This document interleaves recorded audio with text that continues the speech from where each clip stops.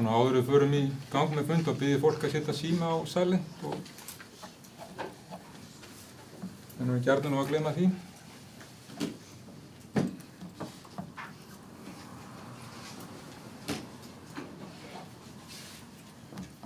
Kæru bæjarfulltrúar, kæru gestir, ég set 70. fund bæjarstjórnar settan.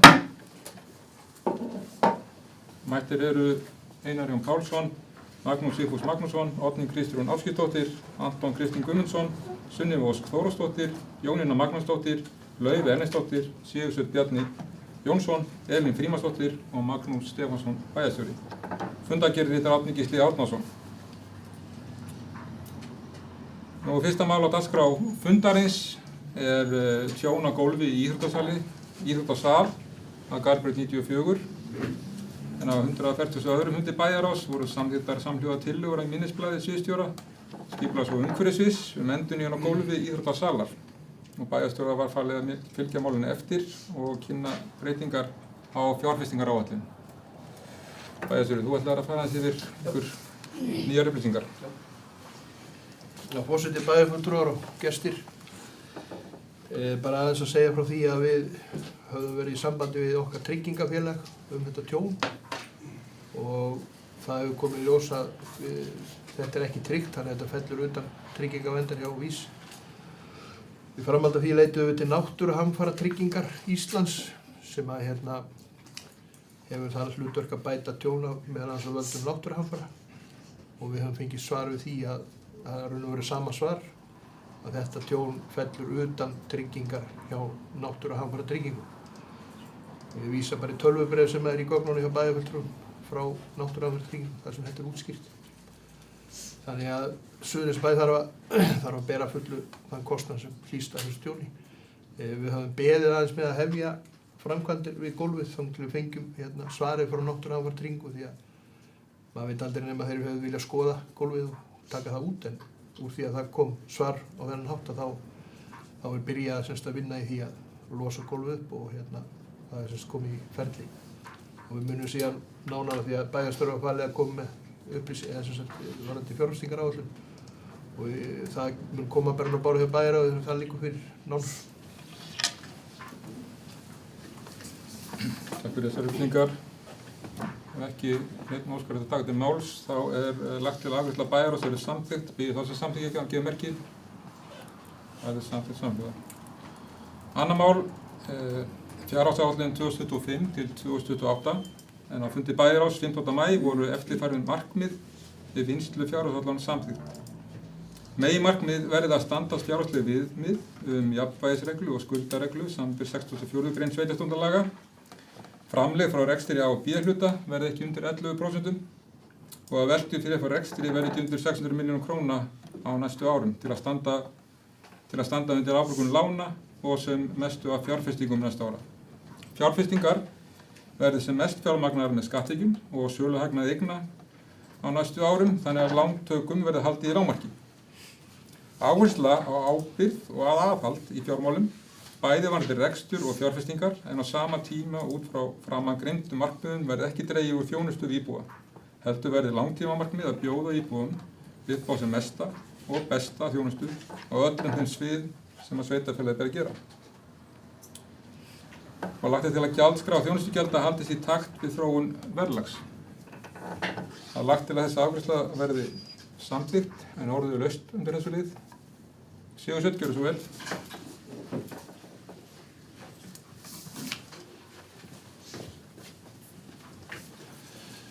Háttvirtur forseti, ágætu bæjarfulltrúar og góðir gestir, bæjarstjóri. Ég vildi bara fylgja eftir það sem ég ræddi í bæjarráði varðandi þetta mál. Að mér fannst eins og í ársreikningi okkar að það væri ýmis tækifæri fyrir okkur til þess að ná fram betri tölum, betri framleiðartölu sérstaklega úr rekstrinum. Þannig að ég hefði bara brýna fyrir bæjarfulltrúum að við einsetjum okkur það markmið að ná fram betri tölum í rekstrinum og að bæjarráð jafnvel taki málið upp jafnvel í sumar fyrir fjárhagsáætlunina í haust og ræði þetta allavega kannski einu sinni eða tvisvar. Takk fyrir. Takk fyrir ábendinguna. Ef ekki fleiri bið þá sem að staðfesta þessi markmið að gefa merki.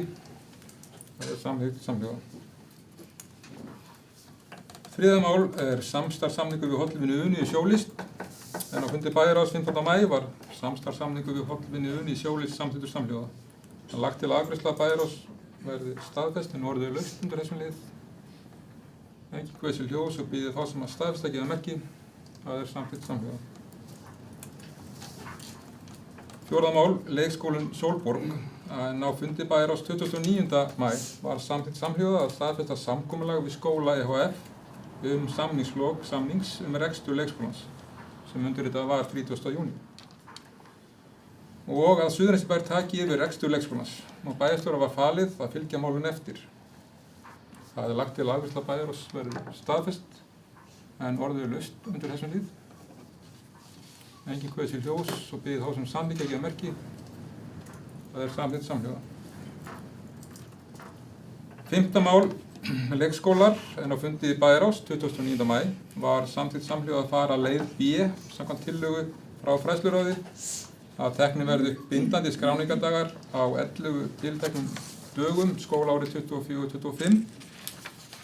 Sviðsstjóra mennta- og tómstundasviðs falið að fylgja málinu eftir og að kynna niðurstöður í fræðsluráði þegar það liggja fyrir. Það er lagt til að afgreiðsla bæjarráðs verði staðfest en orðið er laust undir þessu lið. Jónína, gjörðu svo vel.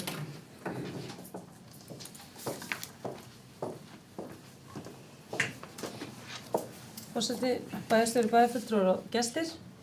Mér langar nú bara að lýsa ánægju með tillögu í þessari B-leið. Enda hef ég oft og títt talað fyrir henni í pontu og þetta kjörtímabil en ekki fengið hljómgrunn fyrir núna hjá meirihlutanum, þannig ég er bara ánægð þegar við sé ljósi í þessu. Það því að þessi tillaga sameinar marga góða hluti. Samræmir starfsaðstæður kennara sem með sömu leyfisbréf, sérst á leikskóla og grunnskólastigi. Ýtir á atvinnulífið að vera fjölskylduvænna en ekki öfugt eins og hefur verið hingað til. Og styður líka þarfir barna styttri vistunartíma líkt og hefur verið innleiddir á vinnumarkaði. Og við vitum það að allar rannsóknir hafa sýnt það að börn hafa ekki í raun og veru þörf fyrir að vera fjarri heimilu sínu í svo langan tíma eins og vistunartími hefur verið. Þannig að ég er bara virkilega ánægð með að við séum að stíga þetta skref í okkar sveitarfélagi. Takk fyrir. Takk fyrir Jónína. Ekki fleiri kveður sér ljós, biður þá sem að staðfesta afgreiðslu bæjarráðs gefa merki. Það er samþykkt samhljóða. 7. mál, íþróttamannvirki. En á fundi bæjarráðs 29. maí var eftirfarandi tillaga samþykkt af fulltrúum B- og D-lista fulltrúi O-lista satt hjá. Bæjarráð leggur til við bæjarstjórn að íþróttamannvirki Gervigræsvöllur í Suðurnesjabæ fyrir bæði lið sveitarfélags verði reist á aðalvellinum í Sandgerði.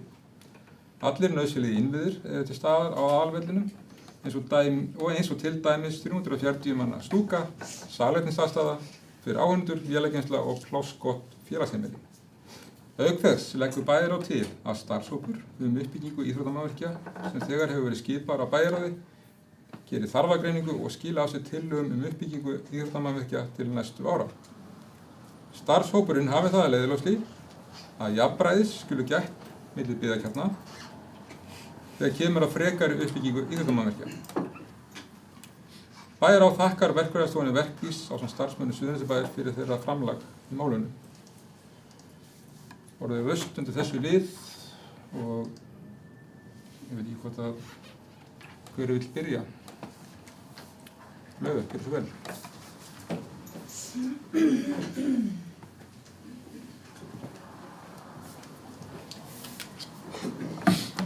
Forseti, bæjarfulltrúar, bæjarstjóri og gestir. Við í bæjarlistanum viljum leggja fram bókun í þessu máli og hún hljómar svona. Bæjarlistinn styður uppbyggingu gervigrasvallar í Suðurnesjabæ. Bæjarlistinn styður hins vegar ekki tillögu, vinnubrögð og forsendur B- og D-lista í þessu máli. Það var að frumkvæði bæjarlistans sem lagði var fram vinnsluferli í málinu í júní 2022. Í september var einungis einum lið af 5 lokið og lýstu fulltrúar bæjarlistans yfir áhyggjum af töfum í málinu með bókun í bæjarstjórn þann 7. september 2022. Síðan þá hefur minnihlutinn þrýst á að tillögur staðsetningu verði lagðar fram. 2 tillögur hafa komið fram frá minnihlutanum. Bæjarlistinn lagði fram vel rökstudda tillögu í mars síðastliðinn að völlurinn yrði staðsettur á skipulögðu íþróttasvæði milli Garðs og Sandgerðis og teljum við að það sé besta lausnin þegar horft er til framtíðar uppbyggingar. Fulltrúar meirihlutans hafa forðast að taka ákvörðun í málinu í 2 ár. Þau hafa varpað ábyrgðinni yfir á íþróttafélögin og sakað þau að geta ekki komið sér saman staðsetningu vallarins. Verkfræðistofa hefur verið fengin til að vinna valkostagreiningu staðsetningu vallarins. Í maí 2022 kom sú niðurstaða og samanburðargreiningu á Reynis- og Víðisvelli sem var lögð fram í janúar 2024. Í framhaldinu komu engar tillögur staðsetningu frá meirihlutanum. Málinu var svo vísað í samráðsteymi uppbyggingu og viðhaldsáætlun íþróttamannvirkja í mars 2024.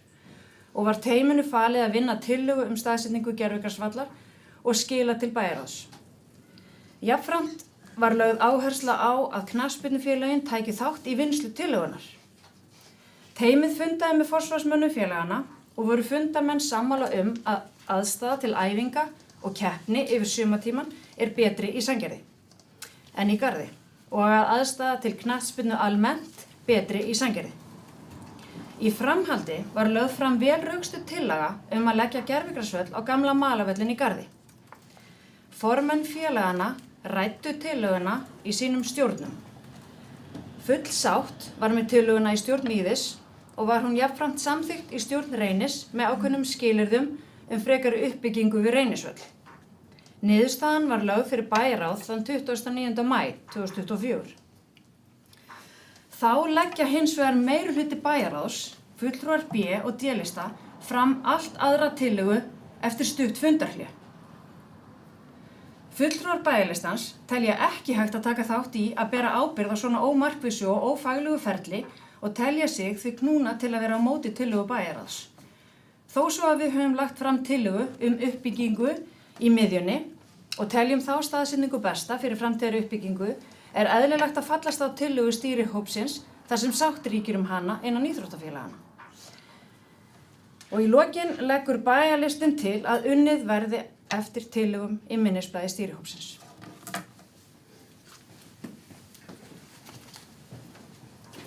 Takk fyrir Laufey.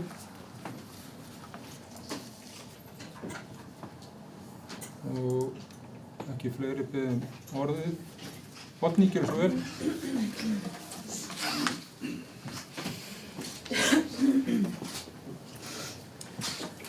Forseti, bæjarfulltrúar, bæjarstjóri, góðir gestir.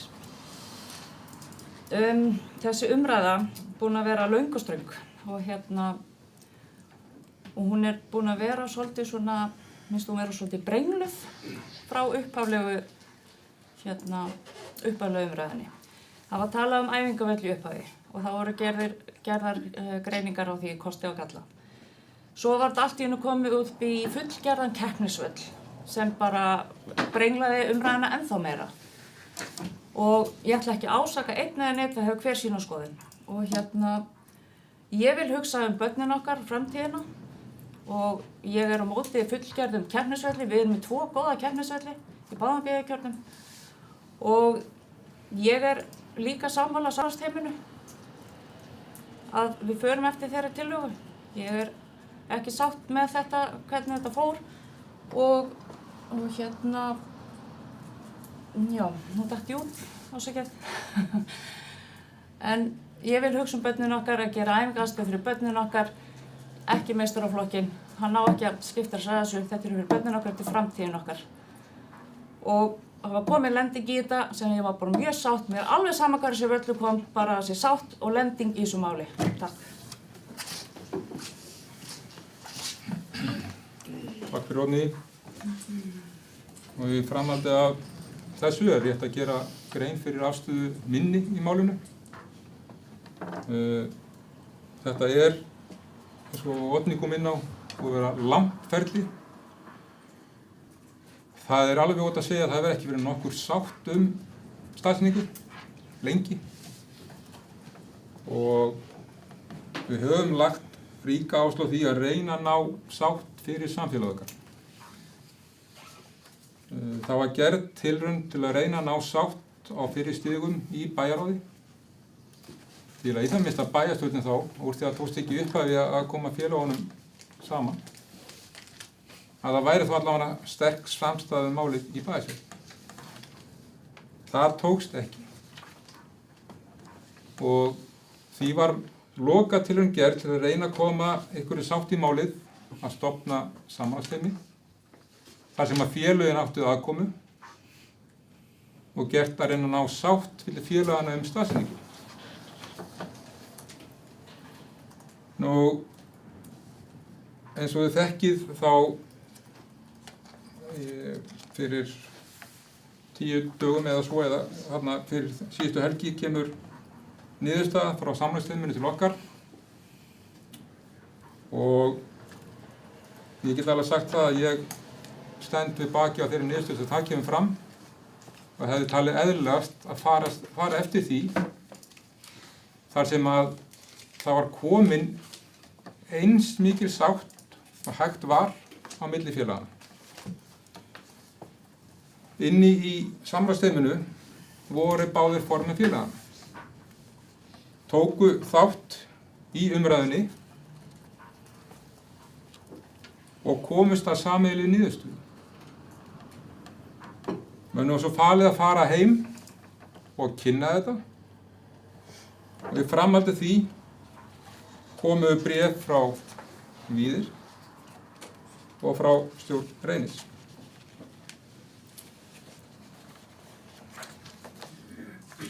Hvorugt félag leggst gegn staðsetningunni sem samráðsteymi leggur til. Aftur á móti komu ábendingar frá báðum félögum og til að hafa það sem réttast að þá sagði aðalstjórn Reynis að þeir voru enn á þeirri skoðun að besti kosturinn væri að leggja gervigras á annaðhvort aðalvöllinn. En þeir leggjast ekki gegn því að gervigrasið fara á malarvöllinn. Þeir höfðu áhyggjur af því að fjármagn til þeirra myndi minnka og leggja áherslu á það að það sé tryggt.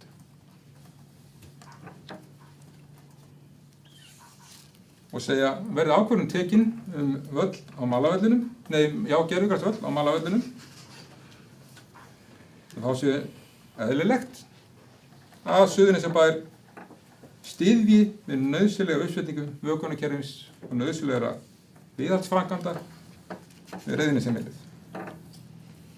Og þá að hluti af framtíðarsýn sveitarfélagsins verði knattspyrnuaðstaða rísi fyrir aftan áhorfendastúkuna. Með öðrum orðum, hvorugt félagana lagðist gegn niðurstöðu samráðsteymisins.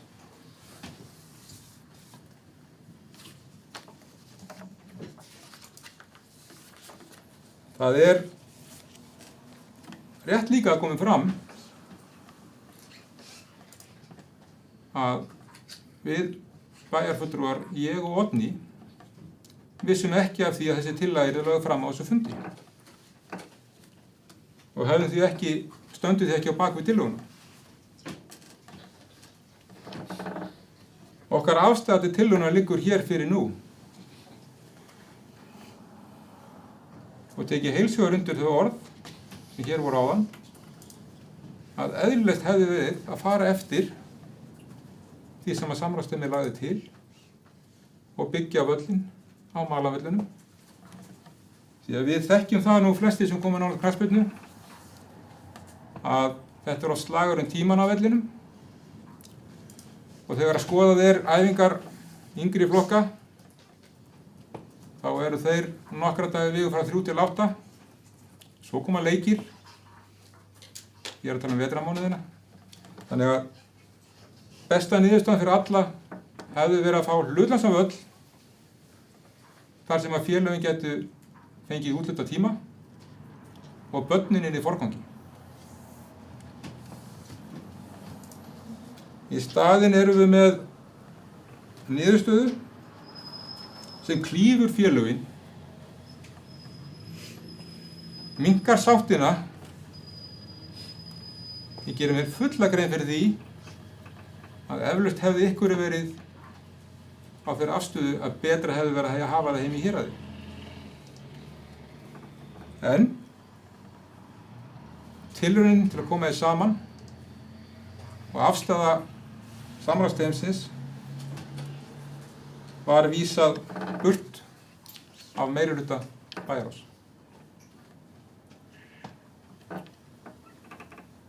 Og ég hef ekki skilning á því hvers vegna og það hefur ekki verið lagt fram.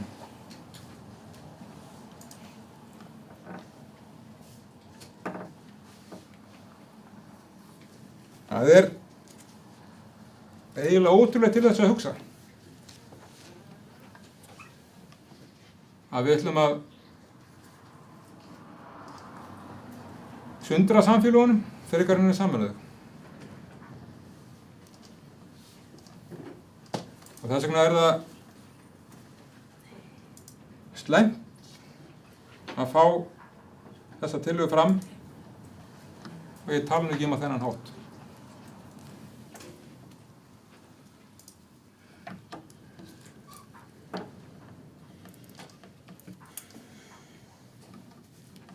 Orðið er laust, ef ykkur vill kveða sér ljós. Sigursveinn, gjörðu svo vel.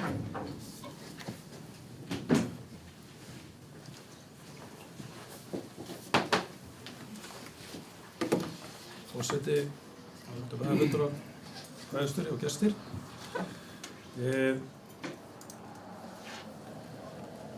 ætla ekki að fara neitt inn í þá umræðu sem að snýr að meirihlutanum.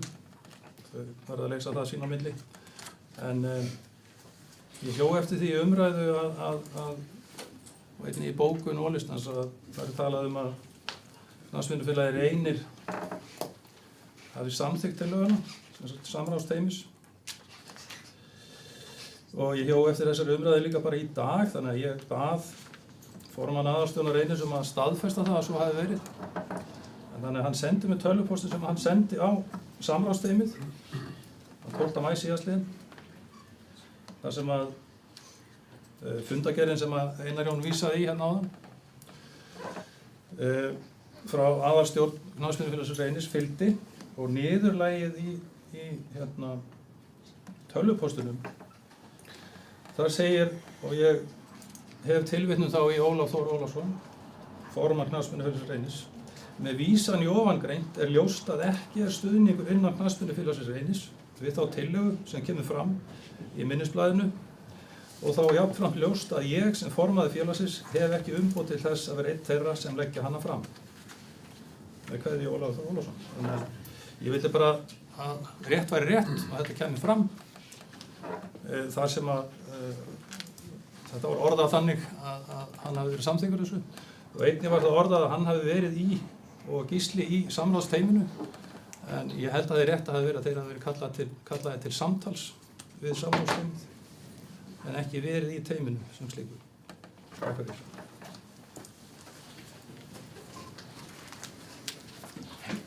Takk fyrir Sigursveinn. Það er rétt og ég held allavega í það minnst að ég hef ekki orðað að það var í teyminu en þeir voru unnið með teyminu og það er rétt. En þessi tölvupóstur sem að vísa er til hefur ekki legið fram sem gagn í málinu en ég heldur láða fyrir sem gagn í málinu á fundi bæjarráðs.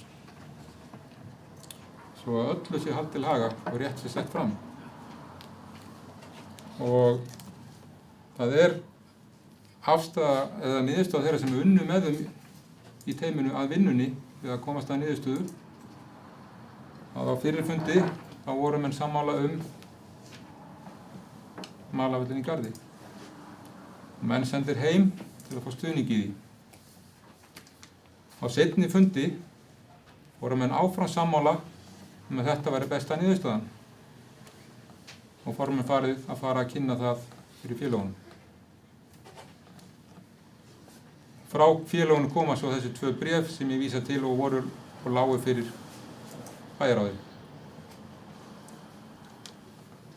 Þannig að afstaða og tillaga sem liggur fyrir ekki byggð á þeim gögnum sem að lágu fyrir fundi bæjarráðs. Það nokkuð ljóst.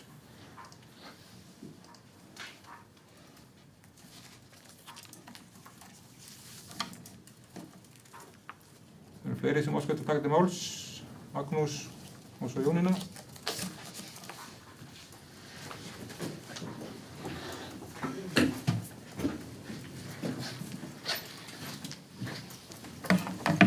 Forseti, góðir bæjarfulltrúar, gestir.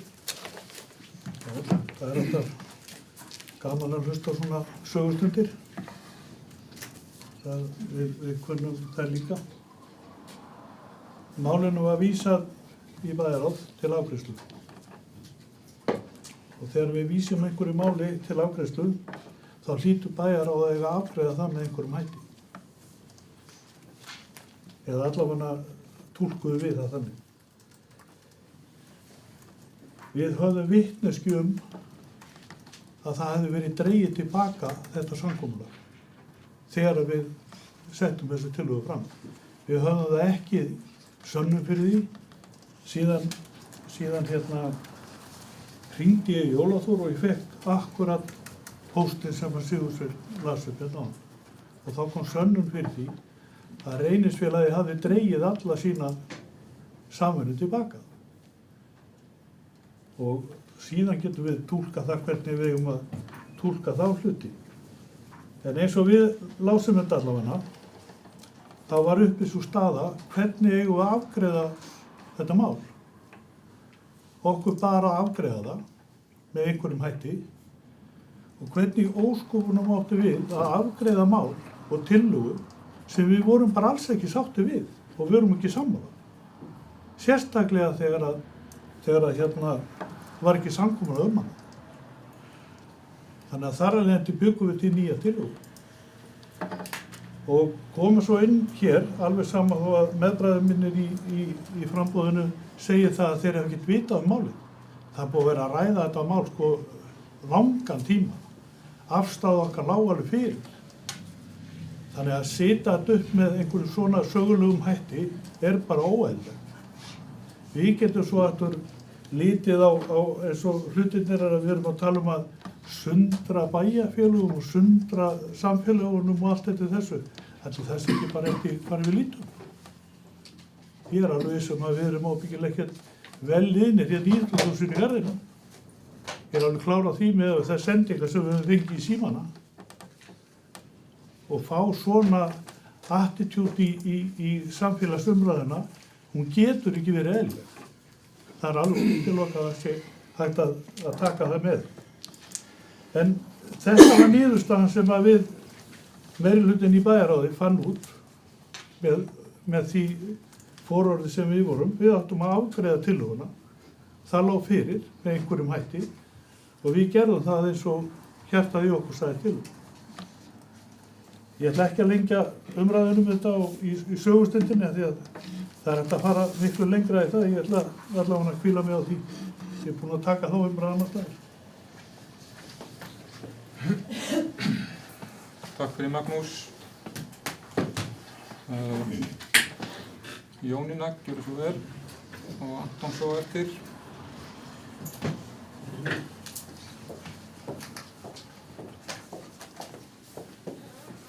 Forseti bæjarstjóri, bæjarfulltrúar, gestir. Já, það var alveg ljóst að við vissum það mjög fljótlega að það myndi ekki kannski nást fullkomlega sátt þetta mál. Af því við vitum það að allir vilja byggja upp á sínu stað og það er hjarta í báðum félögum, Reyni og Víði.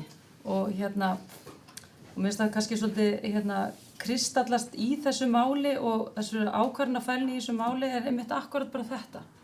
Við erum svolítið ennþá Sandgerði og Garður. Þess vegna höfum við verið mjög staðföst í okkar í bæjarlistanum í okkar málflutningi að reyna að sætta akkurat þetta, að byggja upp á miðjunni. Hefðum við byrjað á því árið 2022 þá erum við mjög líklega aðeins lengra komin en við erum núna. Þannig að mér finnst meirihlutinn hafa látið það tækifæri fram hjá sér fara í upphafi kjörtímabils og við myndum meirihluta. Því það er ábyrgð að mynda meirihluta í bæjarstjórn.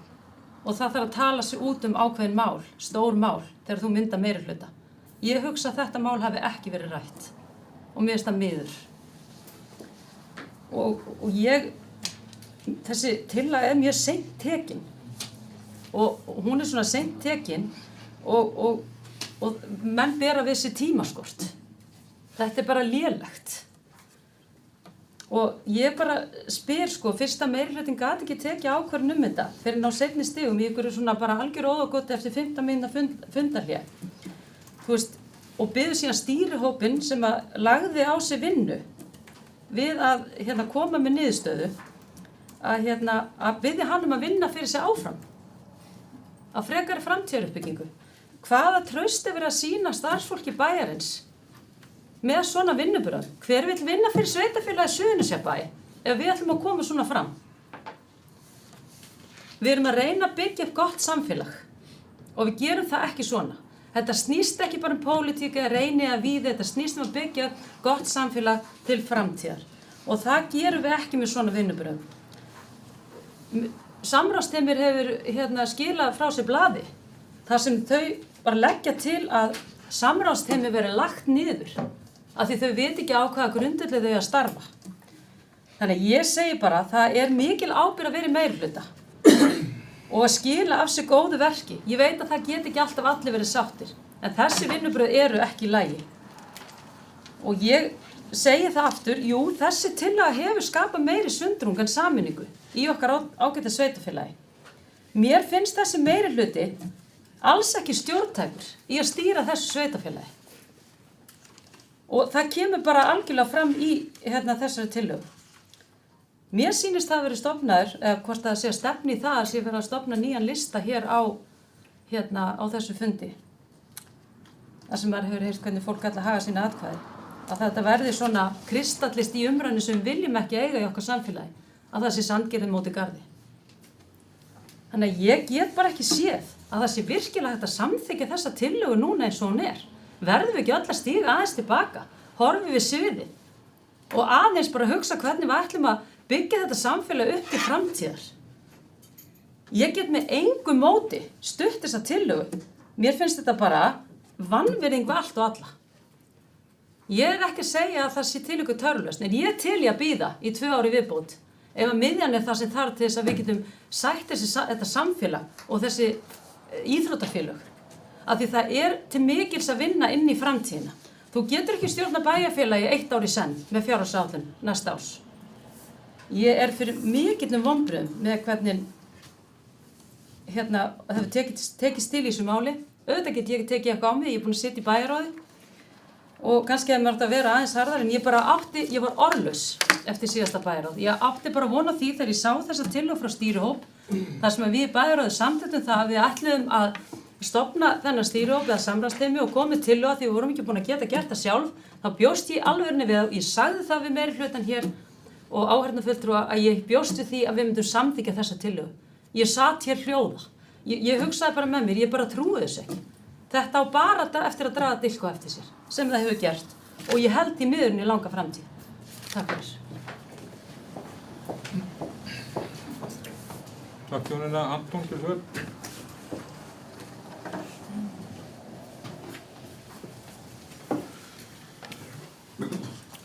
Já, forseti og ágætu bæjarfulltrúar og kæru gestir.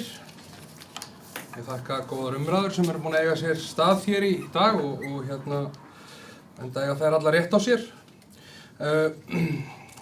Nú þessa mundir á Íslandi eru uppi krefjandi utanaðkomandi aðstæður í efnahagslífinu og landsframleiðsla dróst saman 4% á fyrsta ársfjórðungi þessa árs og verðbólga mælir 6,2% í maí sem umfram spár. Peninganefnd Seðlabanka Íslands hefur ákveðið að halda vöxtum Seðlabankans óbreyttum og eru þeir 9,25%. Ársreikningur Suðurnesjabæjar fyrir árið 2023 var samþykktur samhljóða á fundi bæjarstjórnar þann 8. maí og bæjarstjórn telur rekstrarafkomu ársins viðunandi miðað við aðstæður og þakkar starfsfólki Suðurnesjabæjar fyrir framlag í málinu. Rekstrartekjur í samantektur rekstrarreikningi fyrir A- og B-hluta námu 6.324 milljónir króna en fjárhagsáætlun gerir ráð fyrir að rekstrartekjur væru 5.873 milljónir króna. Rekstrartekjur á A-hluta bæjarsjóðs voru 5.983 milljónir en í fjárhagsáætlun var gerir ráð fyrir rekstrartekjur væru 5.580 milljónir króna. Rekstrarniðurstaða í samanteknu rekstrarreikningi fyrir A- og B-hluta var neikvæð af 439 milljónir króna. En í fjárhagsáætlun var gert ráð fyrir að niðurstaða var jákvæð upp á 29 milljónir króna. Rekstur Suðurnesjabæjar traustur þrátt fyrir utanákomandi krefjandi aðstæður, en samt sem áður halli á rekstri sveitarfélagsins. Á 140. fundi bæjarráðs, dagsettur 15. maí, voru eftirfarandi markmið fyrir vinnslu fjárhagsáætlunar voru samþykkt, sem vorum að samþykkja núna hérna áðan, að meginmarkmið verði að standast fjárhagsleg viðmið við jafnræðisreglu og skuldareglu samanber 64. grein sveitarstjórnarlaga, númer 138 frá 2011.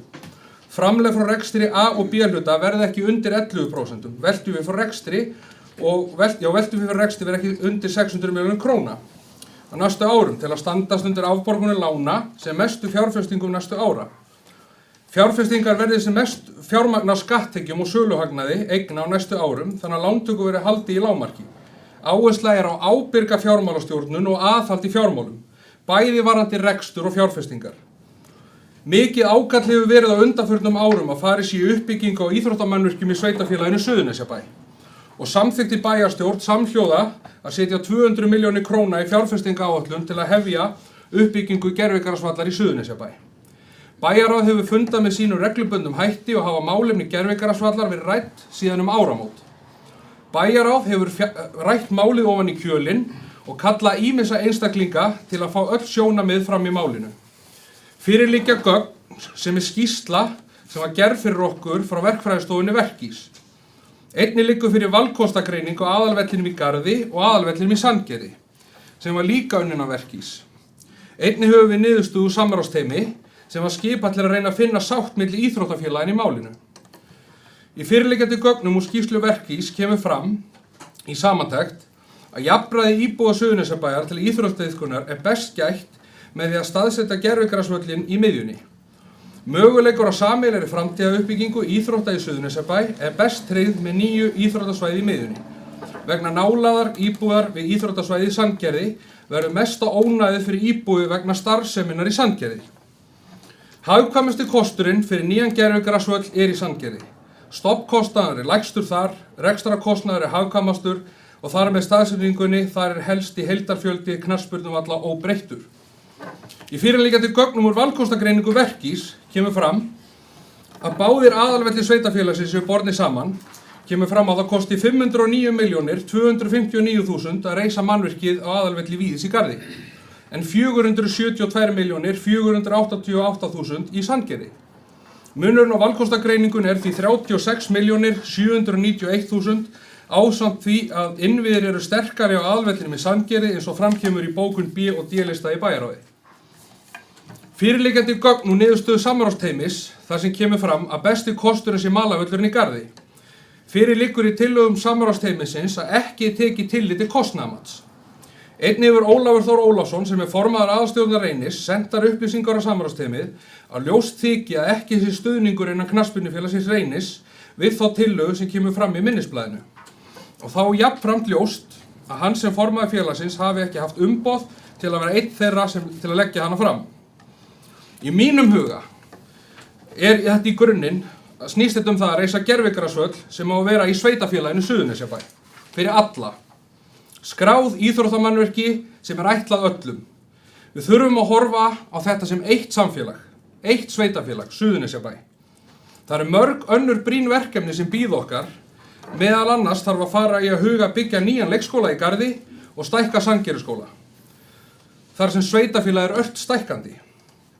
Með vísan í ofangreint langar mér að benda á að í sveitastjórnarlögum sem fjallar réttind og skyldur sveitastjórnarmanna, samanber 24. grein, sem fjallar aðrar almennar skyldur sveitastjórnarmanna, að sveitastjórnarmönnum ber að gegna starfi sínu af alúð og samviskusemi. Sveitastjórnarmönnum ber í hvívetna að gæta að almannahagsmunum íbúa sveitafélagsins sem á öðrum almannahagsmunum. Og í 25. grein sveitastjórnarlaga kemur sjálfstæði í starfi fram. Að sveitastjórnarmenn eru sjálfstæðir í störfum sínum, þeir eru einnig bundir á lögum og eigin samfæringu afstöðu mála. Það því samfæring mín og okkar afstaða í B-listanum og okkur ber að fara með bestum hætti með almannafé sveitafélagsins, því munum við styðja tillögu bæjarráðs. Takk.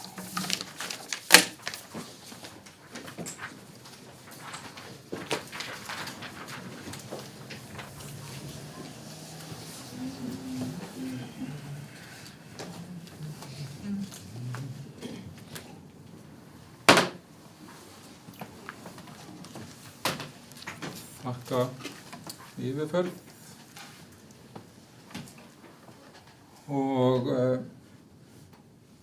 vill samt halda hlutinu haga að á þeim fundi, bæjarráðsfundi, það lá ekki fyrir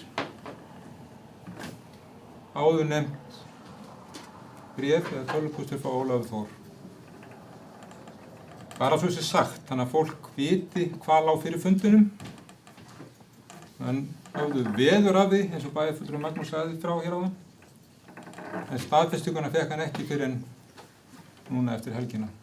En samtali fekk hann reynda við Ólafur Þór helgina. Þannig að þegar þessi afstæði er tekin á fundi bæjarráðs,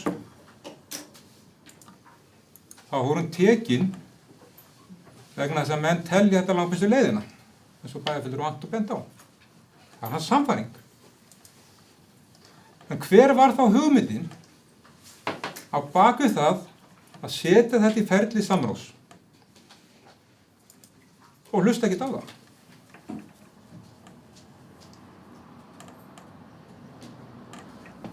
Ég bara hef ekki skilning á því og þið verður bara að fyrirgefa.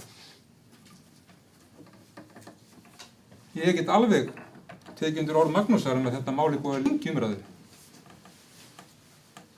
Og það hefur lengi legið fyrir afstæðamanna. Og aftur. Hvers vegna var þetta sett í samráðsferli? Það hefur menn hreinlega ætluð að geta hlusta á það. Hugmyndin er að reyna að sætta samfélagið á sem besta hátt. Og þó að kosti nokkrum krónum meira, það er heimild fyrir því hjá bæjarfulltrúum. Jafnvel þó mann lesi fullt af lögum og reglum. Vegna þess að liggur nefnilega ekki ennþá fyrir nákvæmlega hvað völlurinn kostar. Og ef áhyggjurnar væru svona miklar á kostnaði, þá myndum við kalla eftir því. Og menn vísa í skýrslur verkis. Svo sannarlega hef ég lesið þar og það þekkið þið öll sem hér sitið. Að það er mismunur upp á 37 milljónir. Ef við borðið saman aðalvöllurinn í Garði og aðalvöllurinn í Sandgerði. En hvað stendur svo í minnisblaði? Vegna þess að óvissuþættirnir eru svo miklir að ber að líta fram hjá þessu. En umfram það, þá er hallinn á Reynisvellinum 2,1 meter horn í horn. Og ef menn ætla að gera eins og stendur í skýrslu verkis með Júfa B völl, þá á hann að vera réttur. Eða 1,5 prómil halli, við munum rétt, svo við höldum alltaf haga.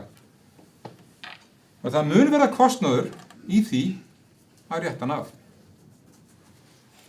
Hver sá kostnaður er, hef ég ekki upplýsingar en hann er ófyrirséður.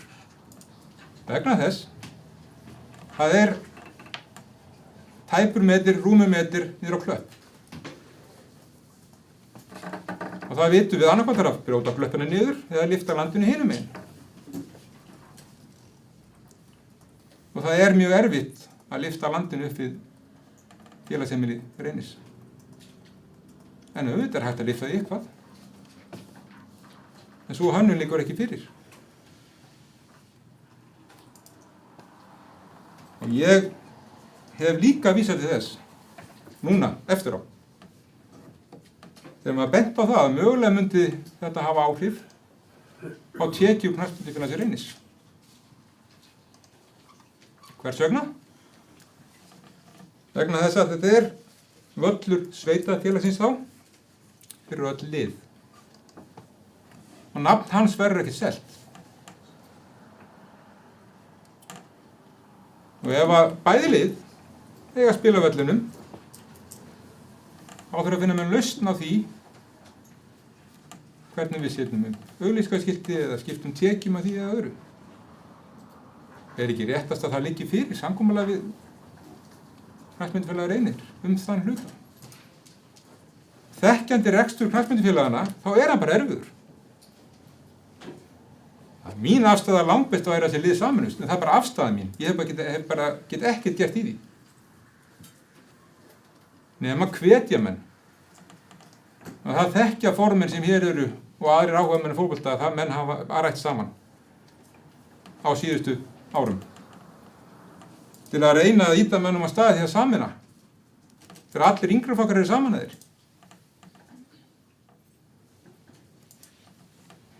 En ég ræði ekki við því. Ég hef bara atkvæði hér inn í bæjarstjórn hvernig við ráðstöfum fjármagninu og hvernig við ætlum að nálgast samfélag okkar. Því að við erum með samfélag sem okkur langar öllum að ég held að sameina. En við erum ekki að því. Ég held að allir hér, nýju bæjarfulltrúar, verðið eins og Anton sagði áðan, hver og einn að hugsa sína samfæringu og vita hvort að það hendi samfélaginu. Hvort að menn eru að setja atkvæði sitt fyrir samfélagið sitt.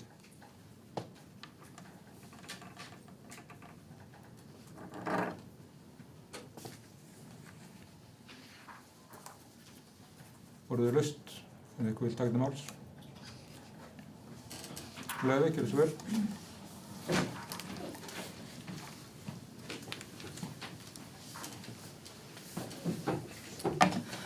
Forseti, bæjarfulltrúar, bæjarstjóri og gestir. Ég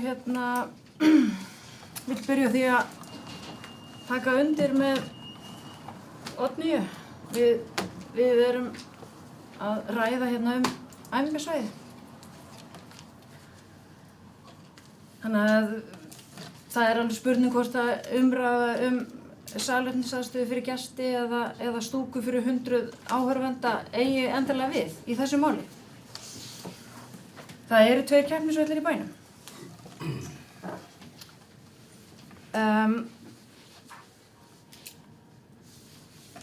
Ég ítreka það að bókun sem að ég lagði fram hérna áðan, hún byggir á þeim gögnum sem að lögður fram í málinu.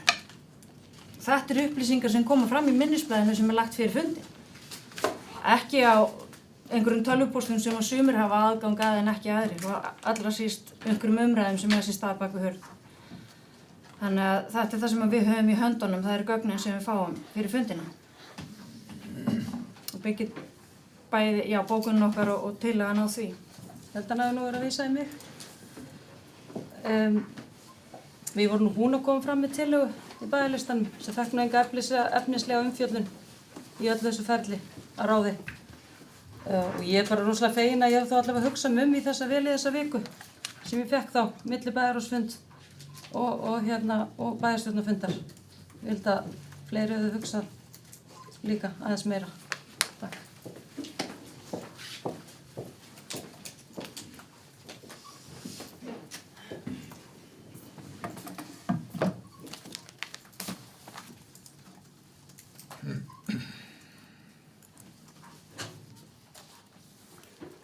Fleiri sem óskar taka til máls. Sigursveinn, gjörðu svo vel.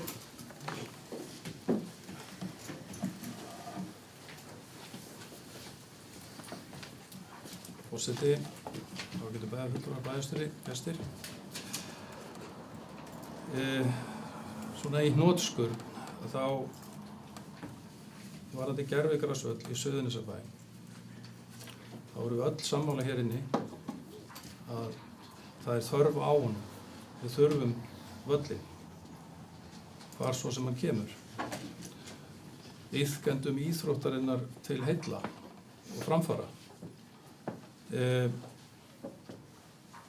Það voru að ég held öll framboð, ef við misminnir ekki, í aðdraganda kosninga eftir sameiningu 2018 með þessa uppbyggingu á sinni stefnuskrá.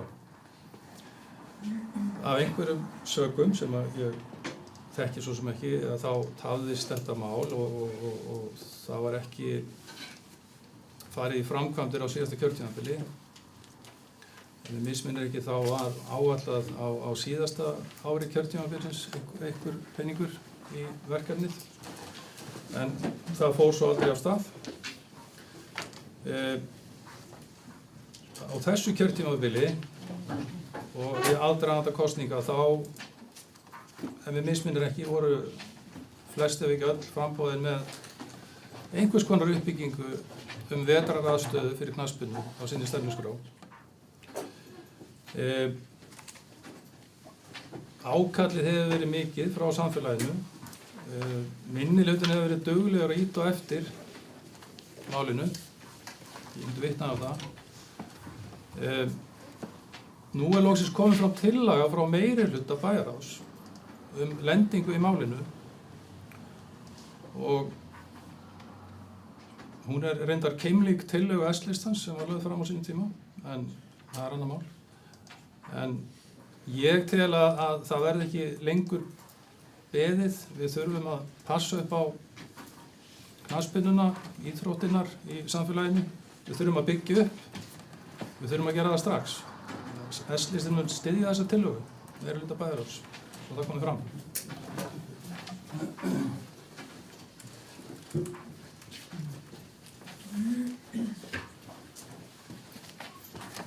Takk Sigursveinn.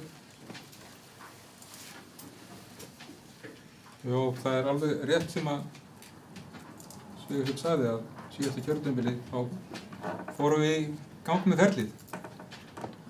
Og við vorum stórhuga þá. Það vita allir Höll. Við þekkjum það öll sem voru hérna þá. Meira að segja að ég man rétt, þá var Sigursveinn formaður félagsins og kallaður á fundilegur á þeim tíma. En það skiptir ekki öll í þessu. En þá vildum við Höll.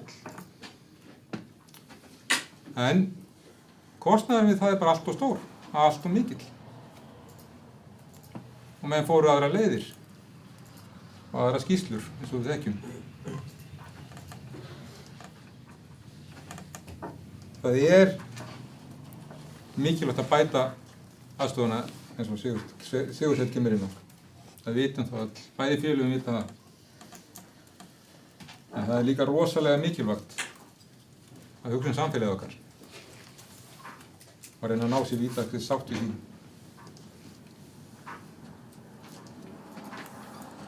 En það eru fyrir fundinum tillögur frá meirihluta bæjarráðs og svo tillaga bólista sem ég var að fá í tölvupósti að fylgja samráðsdeilum.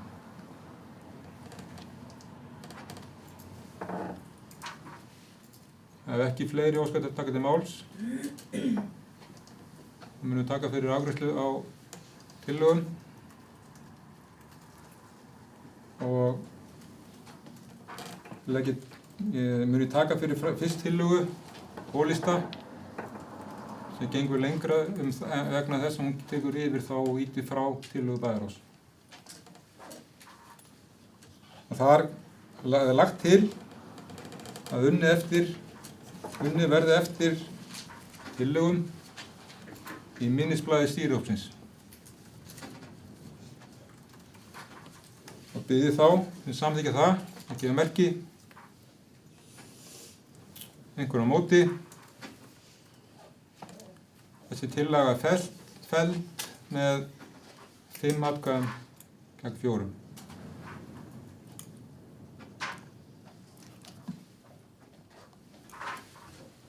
Þá liggur fyrir tillaga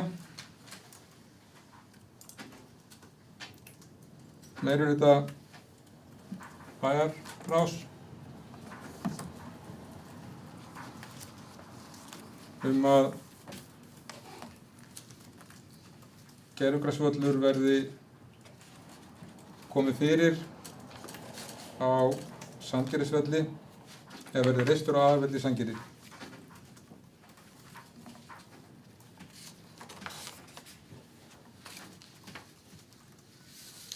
Við þá sem samþykkja það að gefa merki. Það er samþykkt með 5 atkvæðum, einhver á móti. Það eru 4 sem greiða atkvæðin á móti. Og vil ég bóka eftirfarandi afstöðu okkar, mín og Oddnýjar. Tillaga fulltrúa B- og D-lista í bæjarráði er ekki til þess fallin að skapa sátt í samfélaginu, eins og fram hefur komið. Bæjarráð samþykkti í lok mars að skipa samráðsteymi til að vinna tillögu að staðsetningu gervigrasvallar og skila til bæjarráðs. Lögð var áhersla á að knattspyrnufélögin tæki þátt og öxluðu ábyrgð á vinnu að tillögu um staðsetningu. Þessi samþykkt var svo staðfest í bæjarstjórn. Niðurstöður og tillögur samráðshópsins eru settar fram eftir mjög góðar og málefnalegar umræður með forsvarsmönnum félagana eins og fram kemur í minnisblaðinu. Ljóst má vera af bókunum stjórnarfélagana að hvorugt félagið leggst gegn tillögunum og því mesta mögulega sáttin framkvæmdina að fara eftir þeim tillögum. Það er því óskiljanlegt að bæjarfulltrúar vilji ekki fara eftir niðurstöðu samráðshóps sem er til þess fallin að skapa mesta mögulegu sáttina af framkvæmdina. Við undirritaðir bæjarfulltrúar á D-lista getur því ekki samþykkt né setið hjá og greiðum afstöðu gegn tillögunni.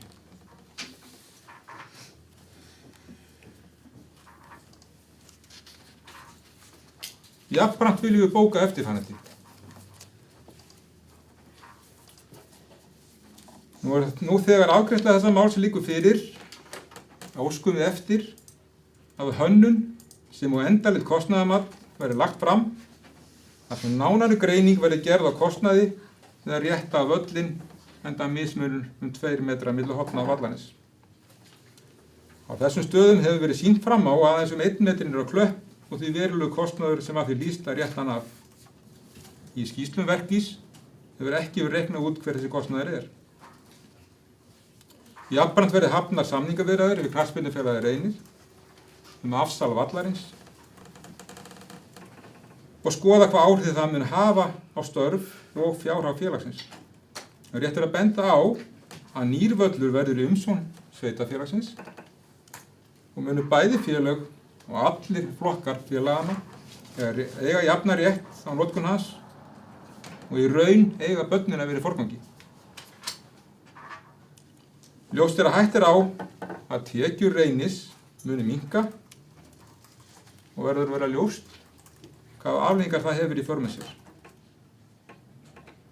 Ofangreint verði lagt fram sem fyrst en að minnsta kosti áður en ákvörðun útboð fer fram. Undir þetta rita Einar Jón Pálsson og Oddný Kristrún Ásgeirsdóttir.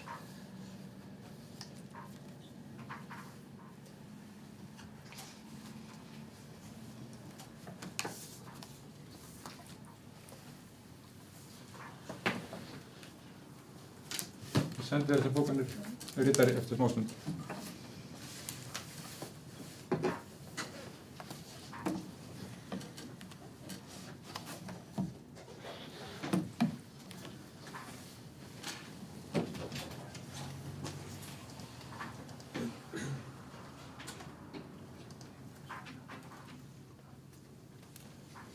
Við tökum þá fyrir næsta mál á fundinum.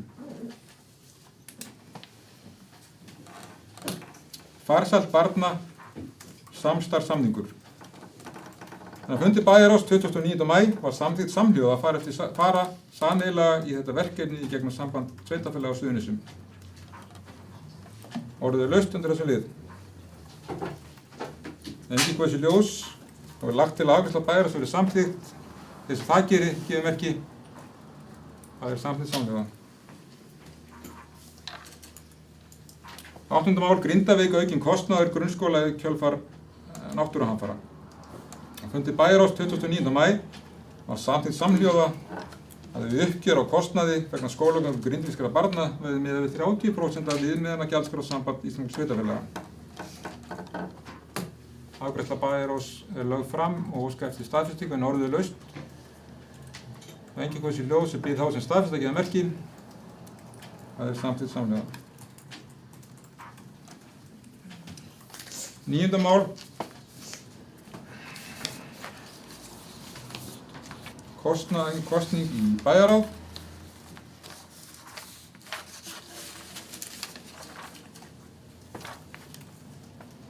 En fyrir leikur samkomulag hefur legið fyrir samkomulag milli frambúða skiptingu í bæjarráð.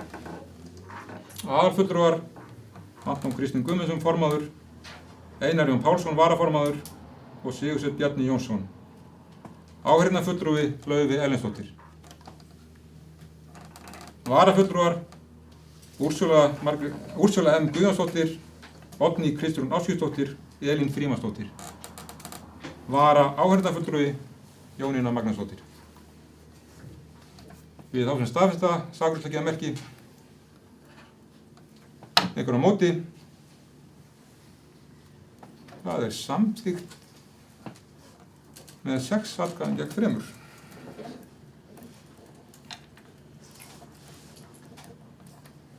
Fulltrúar B-lista er á móti og bæjarfulltrúi Magnús Sigfús.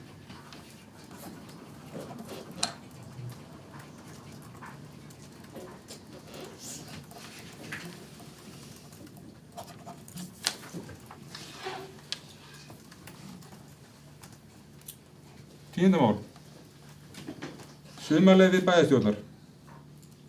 Með tilvísun í 4. málsgrein 8. grein og samþykktar stjórn Suðurnesjabæjar er lagt til að bæjarstjórn veiti bæjarráði heimild til fullrar afgreiðslu mála meðan að sumarleyfi bæjarstjórnar stendur yfir frá og með 7. júní til 4. september 2024.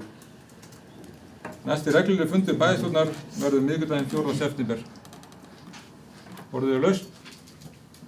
Í þá sem að staðfesta afgreiðslu gefa merki. Það er samþykkt samhljóða.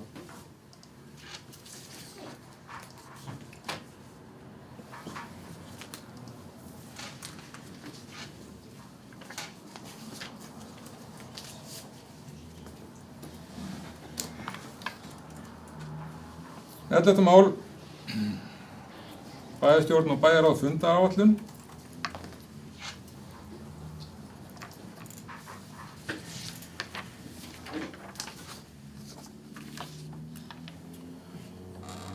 Í gögnum bæjarfulltrúa liggur fyrir fundaráætlun frá júní til september og er lagt til að fundaráætlun sé samþykkt og verður laust undir þessum lið. Ekki hvað þessi ljós býð þá sem að samþykkja fundaráætlun gefa merki. Það er samþykkt samhljóða. 12. mál fundargerð bæjarráðs frá 15. maí er hér lögð fram. Orðið er laust fundargerðina. Ekki hvað þessi ljós og er fundargerðin lögð fram án umræðu. 13. mál fundargerð bæjarráðs frá 29. maí. Fundargerðin er hér lögð fram og orðið er laust fundargerðina. Laufey, gjörðu svo vel.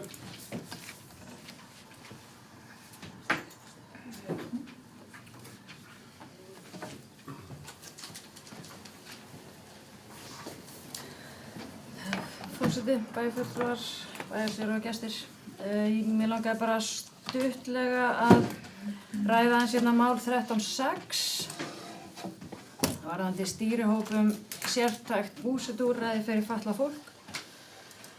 Það var sem sagt fjallað drög að skýrslu á síðasta fundi fjölskyldu- og velferðarráðs og þar sem var farið yfir mat á stuðningsþörf og þörf fyrir sérstaka búsetu fyrir fatlaða og það kom fram að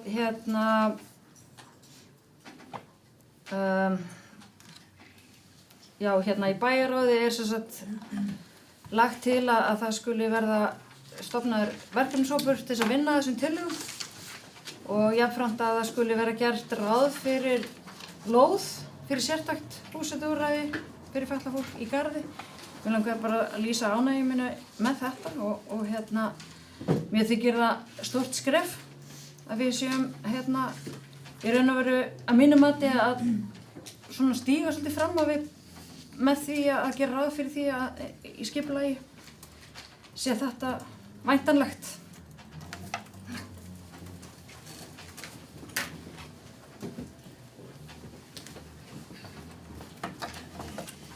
Takk fyrir Laufey.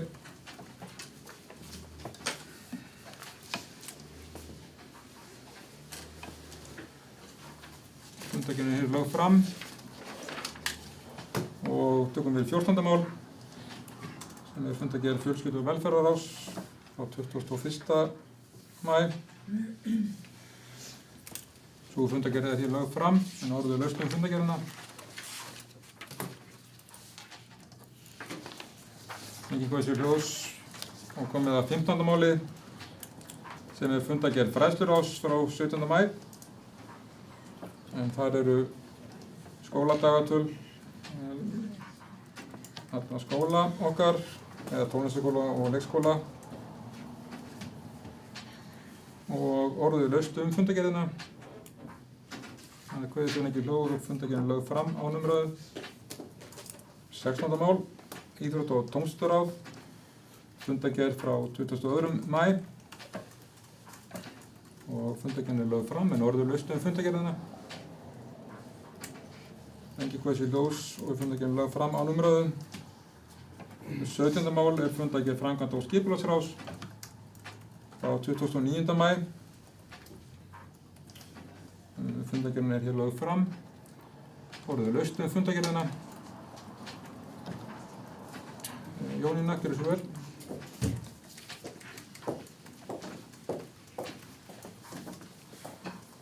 Forseti, bæjarstjóri, bæjarfulltrúar og gestir. Já, mér langar nú bara að fagna því hversu margar umsóknir komu þær lóðir sem voru til útlenduðar í nefndinni og sýnist þær hafa allir runnið út eins og heita lumur og vona auðvitað bara til að við getum fara að útluta það fljótlega í Skerjafjörðinn. Þannig að það er greinilega vöntun á lóðum og vonandi heldur þetta bara áfram til uppbyggingar en við þurfum svo jafnframt að huga að við þurfum að huga innviðum. Þannig að við förum ekki of hratt í uppbyggingu. Það kallar á stækkun skóla og leikskóla og þess áttar. Þannig að við höfum ekki kannski, kappum og ekki við okkur ofurleiði, eða hvernig maður segir það nú aftur. Ég er búin að gleyma stóra tiltæki. Góður. Getur ekki að hjálpa mér með það? Takk Sunna. Þannig að við förum varlega í þetta en jafnframt fögnum því að það sé mikill áhugi fyrir uppbyggingu hér í sveitarfélaginu. Takk fyrir.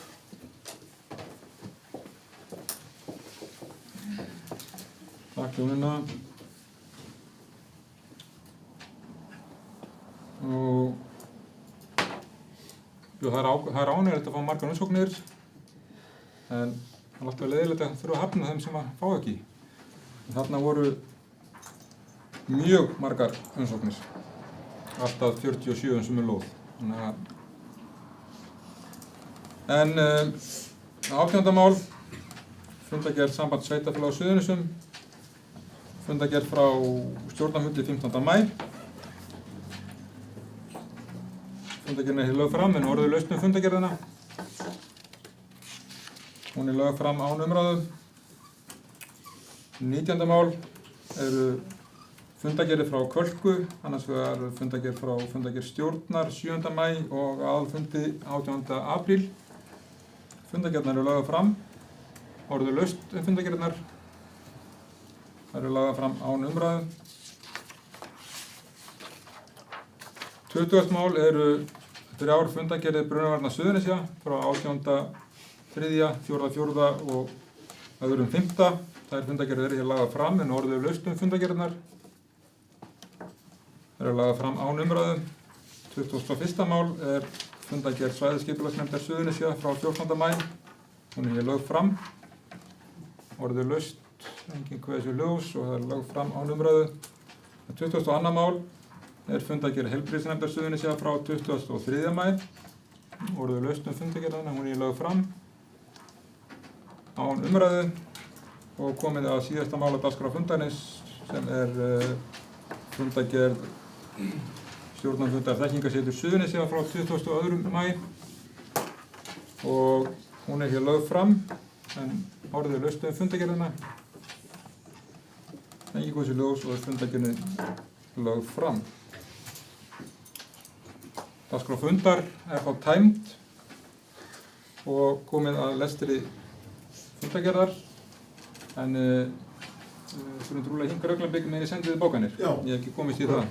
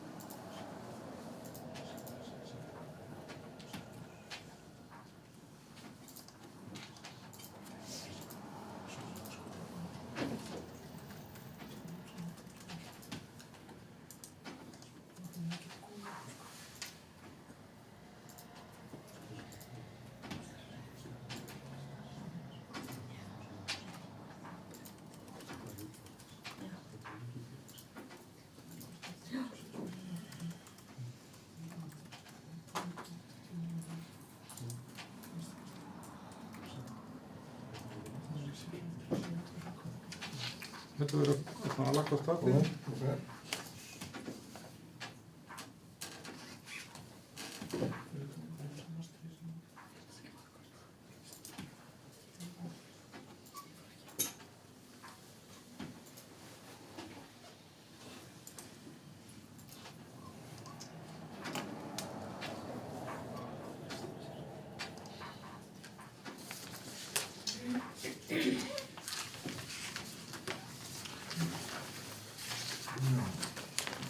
Ekki komið ennþá. Þessi, hann var ekki komið ennþá. Jú, verður, það er komið.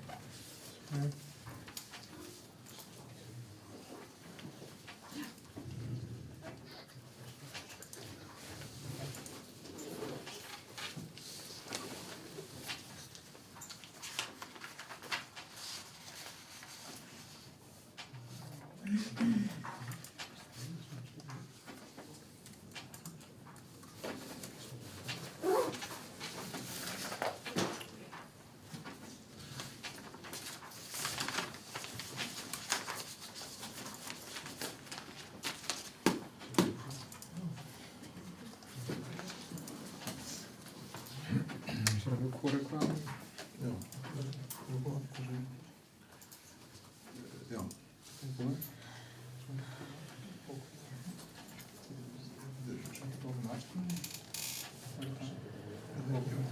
Svo kemur það í bókina. Svo þetta er aftan það.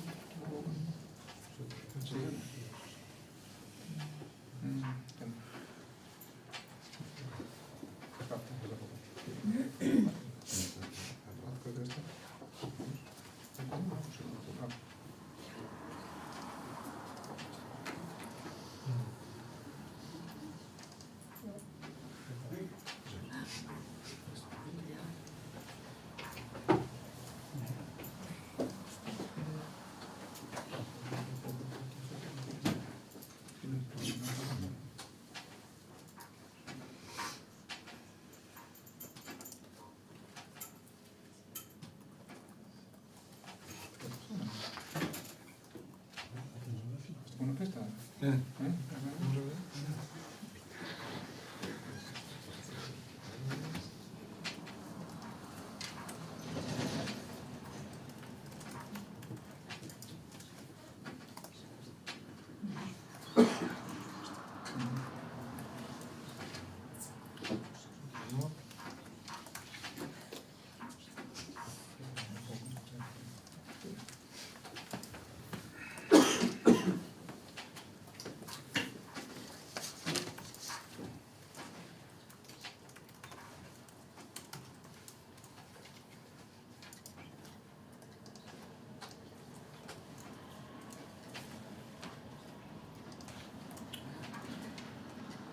Svona, og held ég þetta sé að lenda saman hérna.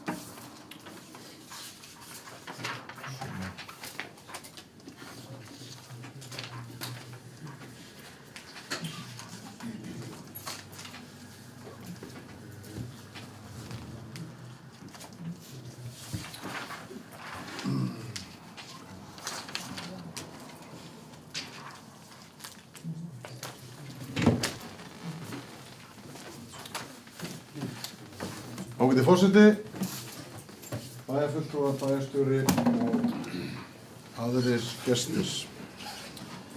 Ég ætla að lesa þá yfir fundargerð 70. fundar bæjarstjórnar Suðurnesjabæjar og það er mikið bókanir en ég vona að ég lesa þetta nú allt rétt og biðst afsökunar á þeim töfum sem hafa orðið ásamt útsendingatruflunum sem að vonandi nú konar í lag. Og ég ætla að sleppa hann að lesa fyrir þá sem sátu fundin, en ég ætla þá að fara yfir bókanir bæjarstjórnar. Mál 1, Garðbraut 94, íþróttamiðstöðin í Garði, tjón á gólfi í íþróttasal. Þar tók til máls MS og afgreiðsla bæjarráðs var samþykkt samhljóða. Mál 2, fjárhagsáætlun 2025 til 2028. Þar tók til máls SBJ og ekki með fleiri á þeim lista. Afgreiðsla bæjarráðs var samþykkt samhljóða. Við mál 3, samstarfssamningur við Hollvinni Unu í Sjólist. Þar tók enginn til máls en afgreiðsla bæjarráðs var samþykkt samhljóða. Mál 4, leikskólinn Sólborg. Þar tók heldur enginn til máls og afgreiðsla bæjarráðs var samþykkt samhljóða. Við mál 5, leikskólar. Þar tók til máls JM og afgreiðsla bæjarráðs var samþykkt samhljóða. Síðan í máli 6 íþróttamannvirki. Þar tóku til máls og endilega leiðrétti mig eftir að fundi líkur eftir ef eitthvað er. LE, OKA, EJP, SBJ, MSM, JM og AKG. Voni hafi engum glimt. Og bæjarfulltrúar O-listans lögðu fram eftirfarandi greinargerð með tillögu. Bæjarlistinn styður uppbyggingu gervigrasvalla í Suðurnesjabæ. Bæjarlistinn styður hins vegar ekki tillögu, vinnubrögð og forsendur B- og D-lista í þessu máli. Það var að frumkvæði bæjarlistan sem lagður var fram vinnsluferill í málinu í júní 2024. Í september að einungis einum lið af 5 lokið og lýstu fulltrúar bæjarlistans yfir áhyggjum og töfum í málinu með bókunni í bæjarstjórn þann 7.9.2022. Síðan þá hefur minnihlutinn þrýst á að tillögur staðsetningu verið lagðar fram. 2 tillögur hafa komið frá minnihlutanum. Bæjarlistinn lagði fram vel rökstudda tillögu í mars síðastunum að völlurinn er staðsettur á skipulögðu íþróttasvæði milli Garðs og Sandgerðis og teljum við að það sé besta lausnin þegar horft er til framtíðar uppbyggingar. Fulltrúar meirihlutans hafa forðast að taka ákvörðun í málinu í 2 ár. Þau að varpa ábyrgðinni yfir á íþróttafélögin og saka þau að geta ekki komið sér saman staðsetningu vallarins. Verkfræðistofa hefur fengið til að vinna valkostagreiningu staðsetningu vallarins í maí 2022 og samanburðargreiningu á Reynis- og Víðisvelli í janúar 2024. Í framhaldinu koma engar tillögur staðsetningu frá meirihlutanum. Málinu var vísað í samráðsteymi uppbyggingu og viðhaldsáætlun íþróttamannvirkja í mars 2024 og var teyminu falið að vinna tillögu staðsetningu gervigrasvallar og skila til bæjarráðs. Jafnframt var lögð áhersla á að knattspyrnufélögin tæki þátt í vinnslu tillögunnar. Teymið fundaði með forsvarsmönnum félagana og voru fundamenn sammála að aðstaða til æfinga og keppni yfir sumartímann sé betri í Sandgerði en í Garði og aðstaða til knattspyrnu almennt betri í Sandgerði. Í framhaldinu var lögð fram vel rökstudd tillaga að leggja gervigrasvöll á gamla malarvöllinn í Garði. Forsvarsmenn félagana ræddu tillöguna í sínum stjórnum, full sátt var með tillögunni í stjórn Víðis og var hún jafnframt samþykkt í stjórn Reynis með ákveðnum skilyrðum frekari uppbyggingu við Reynisvöll. Niðurstaða var lögð fyrir bæjarráð þann 29.5.2024 og leggja hins vegar meirihluti bæjarráðs fulltrúar B- og D-lista fram allt aðra tillögu eftir stutt fundarhlé. Fulltrúar bæjarlistans telja ekki hægt að taka þátt í að bera ábyrgð á svona ómarkvissu og ófaglegu ferli og telja sig því knúna til þess að vera á móti tillögu bæjarráðs. Þó svo við höfum lagt fram tillögu uppbyggingu miðjunni og teljum þá staðsetningu best fyrir framtíðar uppbyggingu er eðlilegt að fallast á tillögu stýrihópsins þar sem sátt ríkir hana innan íþróttafélagana. Bæjarlistinn leggur til að unnið verði eftir tillögum í minnisblaði stýrihópsins. Tillaga O-listans sem hér fram að greint að vinna eftir tillögum í minnisblaði stýrihópsins var felld með 4 atkvæðum á móti 5 og tillaga fulltrúa B- og D-lista sem samþykkt var á 143. fundi bæjarráðs 29. maí 2024 samþykkt með 5 atkvæðum á móti 4 og bókun með afstöðu til tillögu B- og D-lista í bæjarráði frá 2 fulltrúum D-lista eftirfarandi. Tillaga fulltrúa B- og D-lista í bæjarráði er ekki þess fallin að skapa sátt í samfélaginu eins og fram hefur komið. Bæjarráð samþykkt í lok mars að skipa samráðsteymi til að vinna tillögu að staðsetningu gervigrasvallar og skila til bæjarráðs. Lögð var þar áhersla á að knattspyrnufélögin tæki þátt og öxluðu ábyrgð á vinnu að tillögu staðsetningu. Þessi samþykkt var svo staðfest í bæjarstjórn í apríl. Niðurstöður og tillögur samráðshópsins eru setta fram eftir mjög góðar og málefnalegar umræður með forsvarsmönnum félagana eins og fram kemur í minnisblaðinu. Ljóst má vera að bókunum stjórnar félagana að hvorugt félagið leggst gegn tillögu samráðsteymisins og því mesta mögulega sáttin framkvæmdina að fara eftir þeim tillögum.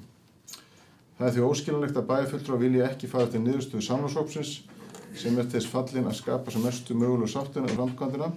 Við undirritaðir bæjarfulltrúar D-lista getum því ekki samþykkni setið hjá og greiðum afstöðu gegn tillögunni.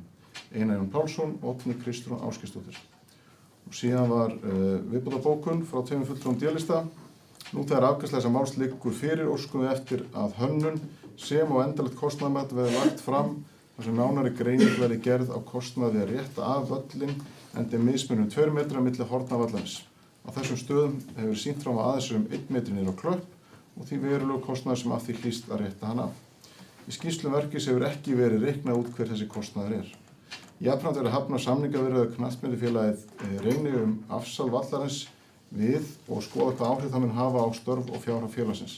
Rétt er að benda á að nýr völlur verði umsjón sveitarfélagsins og munu